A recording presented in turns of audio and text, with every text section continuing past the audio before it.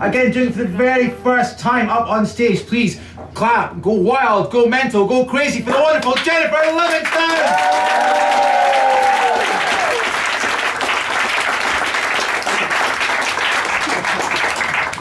Yeah, that's not going to work up there. As he said, I'm Jennifer. It's a name fraught with torment. Jennifer, my mum thinks the only proper way to address me is Jennifer. Other people have different ideas. Whenever I go to a new job, I get asked, what do you prefer to be called? As if Jennifer is not an acceptable name. It's either Jen or Jenny. Bob is not an acceptable name either. It's not an acceptable answer. But generally I go by the rule that if I'm in a professional setting, I'll be called Jen, because that's quite a professional name, unless there's already someone there called Jennifer, in which case Jen is already taken, basically. So I get called Jenny, which is a much more bubbly, fun name. And it's not great if you're in a professional setting. But my brother never had this issue. My brother's called Alan, and he's, although doesn't have any nicknames, there's an unfortunate anagram for that name. Pause for laughter. Yeah, so my mum was quite strict about calling me Jennifer. I wasn't allowed to be called anything else. My brother was harshly punished, didn't see the light of day for 4 years as a toddler because he couldn't pronounce Jennifer. So it stunted his speech quite depressingly. But as he said, I'm graduating in Community Learning and Development, which basically means that I hope to go out and help people in the community to get jobs and become responsible citizens, but to do that I have to get a job and become a responsible citizen. So if I can't help myself, I'm pretty much a failure.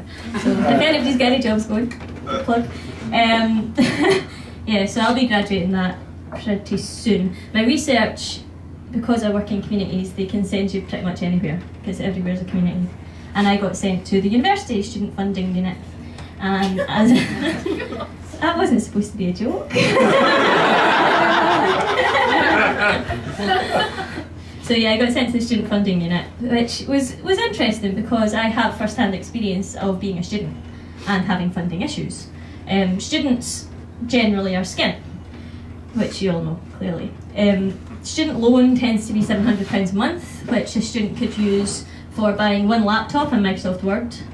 They could use it for 3 PlayStation 3s, they could use it for 320 pints in the Union, or they could use it for 3,250 packets of eat-piece super noodles from Asda. So, and that is generally how students measure their wealth. How many packets of super noodles would that buy me? And they think they're pretty fucking rich when they come in first year. They learn that they're not by 4th year, and it gets quite depressing. So students don't think about the important things that they need to spend money on, like rent or bills.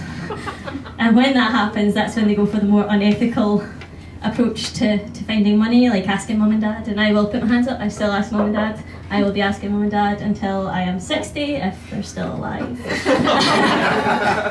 Yeah, that's pretty much what their pension's for. Mum's not here tonight, thankfully. So the last time mum and dad, they'll go to their friends, ask their friends, they'll go to their classmates, ask their classmates, they'll go to the bank, and ask the bank. They'll go to building societies, they'll apply for credit cards, they'll apply for store cards. They'll do everything they can. They'll go for a payday lender, they'll go for a loan shark, they'll sell their underwear on eBay. Eventually they might decide to get a part-time job, which is always fraught with difficulties as a student. I have had many a part-time job. I have worked in the usual ones. I've done the cafe, the restaurant, the bar, the shop. I worked as a butcher. But I know, right? Vegetarian for a year after that. My favourite one though is I worked for Ann Summers for a year, where I was a party planner. So I just got to embarrass people for a living. It was great. But the point of being a party planner, it was actually my first trip to Dundee. I drove to Dundee to do a party, and then a week later you have to drive and deliver the goods. So off I go on a road trip with 4 large hairy men, 19-year-old me, little squeaky little girl, driving up with a boot full of, we'll call them Allen beads. And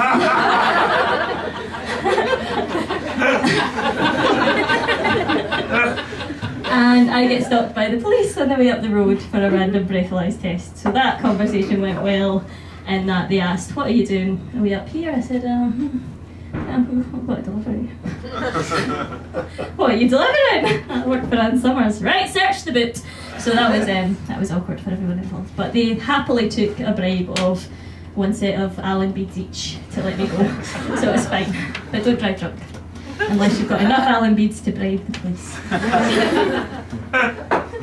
But moving back to my research.